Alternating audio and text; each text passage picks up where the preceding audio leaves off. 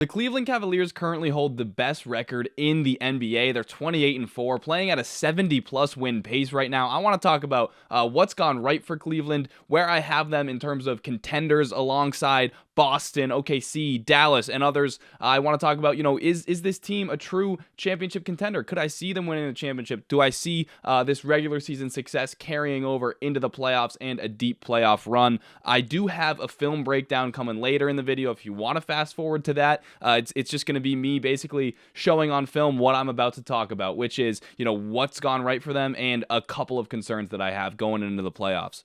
But let's start with what's gone right. And a huge part of Cleveland's success this year has been the individual development of Evan Mobley and Darius Garland. So let's start with Evan Mobley, who since coming into the league has been a phenomenal defender. A guy at 6'11", maybe even a full 7 feet, incredible length, great mobility, a guy who can play and switch on the perimeter, but also a guy who, of course, extremely impactful as a rim protector and a roamer, just a freak defensive player. He will be one of the best defensive players in the coming years. So we've never had concerns about the defense, but the offense, there have been some concerns throughout his first few years. Would he ever be able to be an effective three-point shooter? Would he ever be able to develop the on-ball skills to be, a secondary scorer or creator? Just a guy that the defense would really have to worry about in a playoff series or late in games in the fourth quarter.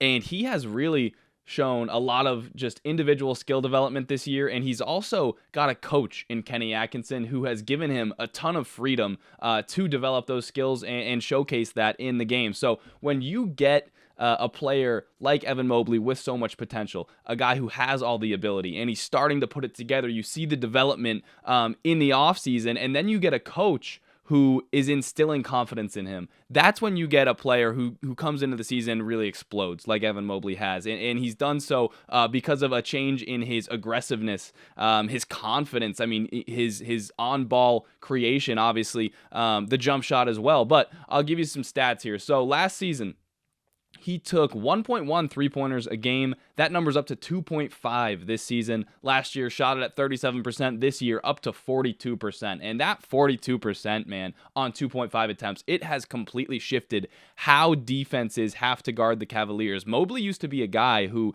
you just didn't have to worry about if he was on the perimeter. I mean, you could give him the full Ben Simmons treatment. Just leave him alone. That has not been the case this year. He has lit multiple teams up. He has punished them for doing so. I think he gave the Charlotte Hornets 4 threes on 4 attempts in the first quarter of a game earlier in the season, and that game was basically over after the first quarter because of the lead that the Cavs got out to. So the jump shooting, obviously a massive part of the skill development, but I also mentioned the on-ball stuff, him being a ball handler in pick and rolls, him being able to create offense for himself. Last year, 4.7 drives a game. This year, that number's up to 6.9, and the shooting percentage has gone from 48.8% to 53.9. So just all of the skills that he's worked on in the offseason and clearly put so much time and effort into developing, it's starting to really show this year.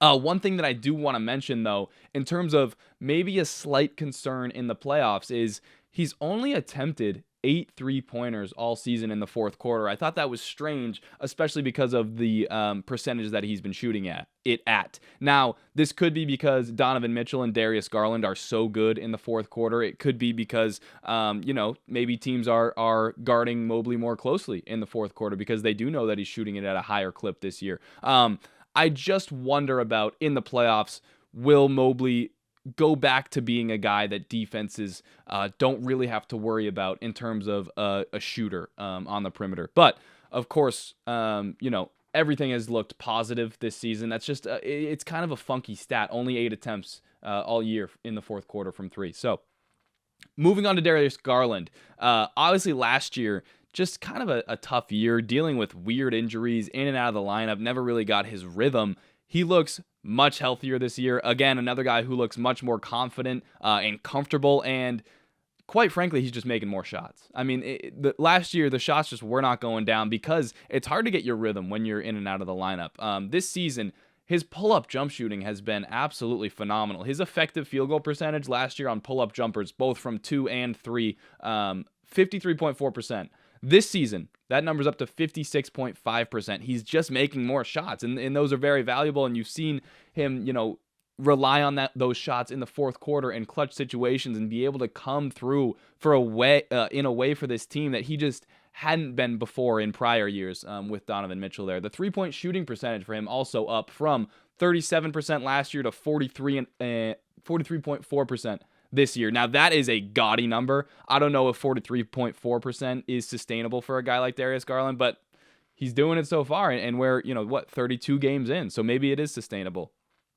I do just want to mention, like, have been multiple games where it has been Darius Garland, not Donovan Mitchell, who has bailed the Cavaliers out in the fourth quarter with shot making and playmaking and just being the guy. Like, it's been Darius Garland on a lot of these nights, and I think it just shows Donovan and Darius are just more willing than ever to give either one of them the reins, whoever's feeling it, right? Like, let's go to him. If it's Donovan, like, Darius is more than happy to sit in the corner and play off the ball. And if it's Darius Garland, Donovan Mitchell is more than happy to do so. Donovan Mitchell this year, his field goal attempts down from 19.8 last year to 18.3 this year. I think the fit between those two just looks so much better than it has, and it's been a problem, in the past. Like, people were wondering, could these two fit together offensively, two ball dominant guys? Well, those questions have been pretty much answered to me. I mean, they look completely unselfish. They are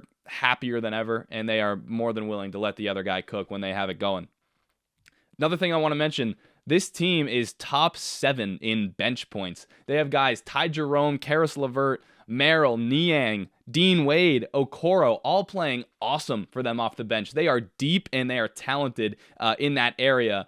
Of their guys who play significant minutes, other than Jarrett Allen, Sam Merrill is the lowest 3-point percentage at 35. That is incredible. Like, if Sam Merrill's your worst shooter, you're in a great spot. So all those guys are coming in off the bench, knocking down shots, playing defense, playing unselfishly. Just an awesome bench and a really fun watch if you get a chance to watch a full game of these guys. Now, some concerns maybe. They are shooting the ball at an unbelievable clip, like unbelievably high, and I just wonder if it is sustainable. Isaac Okoro right now, shooting the 3 at 49%. 49% for Isaac Okoro. I was shocked when I saw that number. I don't know if that is something that you can count on for the rest of the season and into the playoffs. Karis LeVert, 47% from 3. That's ridiculous. Again, I mentioned Garland at 43 and Mobley at 42. Those are other guys who... Those are really high numbers. Like, yes, they have clearly, for Mobley, it's a skill development thing. He's put in all the reps and he's gotten far better at shooting. But I just don't know if 42 is who Mobley is, especially in a playoff setting. The other thing, maybe a little bit of a concern and at least something that needs to be pointed out, they've played one of the weakest schedules in the entire league, which has led to a lot of blowouts because, yes, they are a good team. If you put them up against a bad team, they have the potential to just shoot the lights out, lock down on defense, and just end a game, before the fourth quarter even starts, which has allowed them to, be very fresh and give their guys proper rest, which allows them to play with a lot of effort. And I think has contributed to a very gaudy 28-4 record. Just a stretch coming up to keep an eye on. It starts January 14th right here. They go to the Indiana Pacers, then to the Thunder, to the Minnesota Timberwolves, then they have Phoenix at home, then they go to Houston, then Philly, then they're home for Houston. So just a really tough stretch coming up here where I think we're going to learn a lot about Cleveland, and we're going to see, is that 28-4 record, that 70+ win pace, is that really who they are? Or, are they more what we are thinking, like a 55-60 kind of win team? But we will see. It's definitely something to keep an eye on for that stretch coming up January 14th. With that said, I am going to send it over to the film breakdown. I hope you guys enjoy. We'll get into what has made them so successful. All right, we've made it to the film breakdown. Let's talk some Cleveland Cavaliers. Let's show what's been working for them so far on film. We do have a lot of Evan Mobley here to start, so just prepare yourself for what you're about to see from the development with Evan Mobley. If you've watched him throughout his career, just the fact that he's bringing the ball up right now, like playing point guard, is kind of a development. But then you see him come up and watch the shot he takes. I mean, it's not like he's being left alone. Duran kind of, sagging off a little bit, but Mobley just steps it back, comfortable, confident, knocks it down. I mean, That's something that we haven't seen from him throughout his career. All right, right here, we're going to see Mobley's development as a jump shooter and what it has allowed the Cleveland Cavaliers to do. It's going to be a pick and pop with Evan Mobley. I mean, it's just something that hasn't been effective for them in years past, but he catches this one. He's not leaving him alone by any means, but he's giving him space. Mobley catches, he looks at it, he's like, it's too much space. You can't give that to me anymore. I'm knocking that down, and he does. Watch this one, another pick and pop with Evan Mobley, but you watch Bobby Portis, who's going to be in drop coverage here, and when you're playing drop coverage, what's the best way to beat it? It's to have a popper, a guy who Bobby Portis is guarding Evan Mobley, and watch what happens. When you're in drop coverage, you're way down here, you have 2 on the ball. This is way too much space between Portis and Mobley. He's not going to get there in time. Gary Trent's going to stunt at it, but Mobley doesn't buy it. Pass fake, knocks it down. It's going to be tough to play drop coverage against the Cavs if Mobley's the screener, and that just hasn't been the case in years past. All right, this is just a good example of how electric the Cavs are as a team. Watch this. Sexton driving, not on Evan Mobley, though. Gets up there, gets the block, hits Donovan Mitchell, who advances it to Garland. Check out the pass from Garland just right away. Zips it into Mobley, finishes it off. They're just an awesome team in transition, and Mobley, obviously, a phenomenal defender under the rim. Another part of the Cavs' success has been Donovan Mitchell and Darius Garland's ability to just get into the paint really whenever they want and either be able to score or spray out to shooters. You're going to see Mitchell here just cook his guy, get right into the paint, elevate, and then make a really nice read and zip this one out to Mobley, who is he's at 42% from 3, man. You can't leave him, Kessler. Sagged off too far.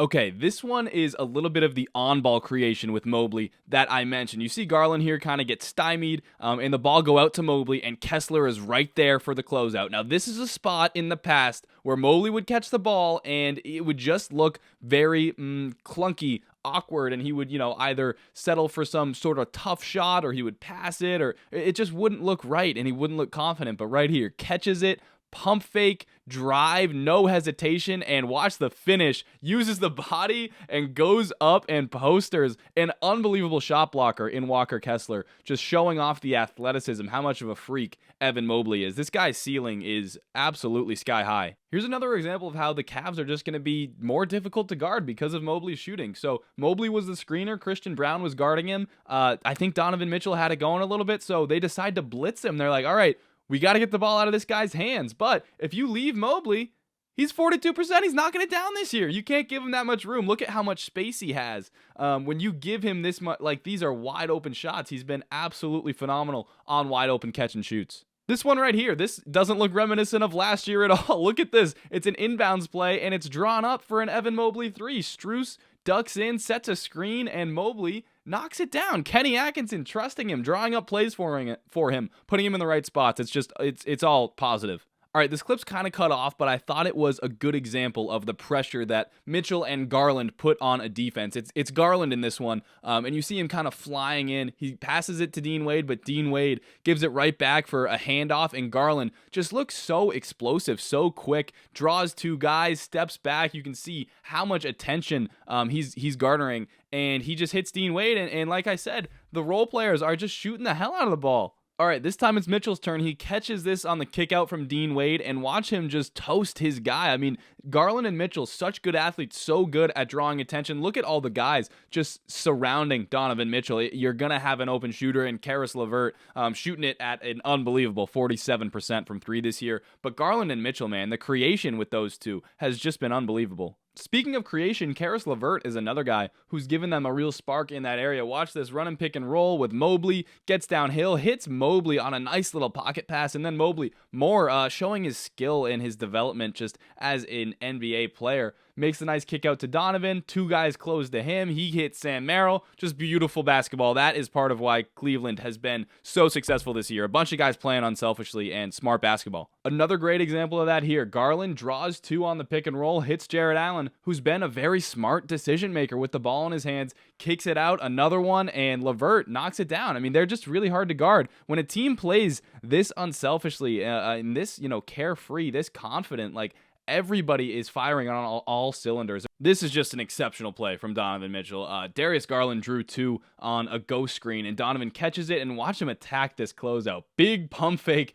gets his guy in the air, and then gets down into the paint, and watch the read here. Obviously, Taj Gibson helping him, so Micic had to slide down to take Jarrett Allen, which leaves Dean Wade open in the corner, and Mitchell makes the skip pass, and Dean Wade knocks it down again. These guys can shoot, huh? If you think about some concerns for Cleveland going forward, going into, say, a series against Boston, I think you would see Boston try and pick on guys like Georges Niang, like Donovan Mitchell, maybe Darius Garland, maybe Sam Merrill, and that's what the Hawks are doing here. But I do want to say, like, yes, they do have a couple of guys who you can maybe hunt and pick and roll, but when you have Evan Mobley and Jarrett Allen patrolling the paint, it makes up for a lot of that, defensive ineptitude for certain guys. Watch this play. Jalen Johnson toasts Sam Merrill, gets into the paint, but watch Mobley there to swat it away. Having great rim protection closes up a lot of holes on defense, and that's what Mobley and Jarrett Allen are. Here's another good example of that here. So Trae Young going to run pick and roll, and you get Jalen Johnson switched with Darius Garland, and let's watch what happens. So Jalen Johnson gets good inside position. Trae throws it over the top, and you'd think, in a lot of situations, Darius Garland is just totally dead here, and this should be an easy basket for Jalen Johnson, but when you have Jarrett Allen, when you have Evan Mobley as your teammate in weak side rim protection, like, watch what happens. Jarrett Allen comes right over and swats this away from Jalen Johnson. So yes, the Cavs defense might have a couple of holes. It's not perfect by any means, but good rim protection makes up for a lot of it. We'll see if that can be enough to be a good defense in the playoffs. Here's another nice play by Jarrett Allen. RJ Barrett comes off the DHO, has Okoro on him, and he thinks he has him here. Nice little half spin, little pivot move, and he thinks he's got the layup here, but Jarrett Allen swats it away. Just really, really good defender.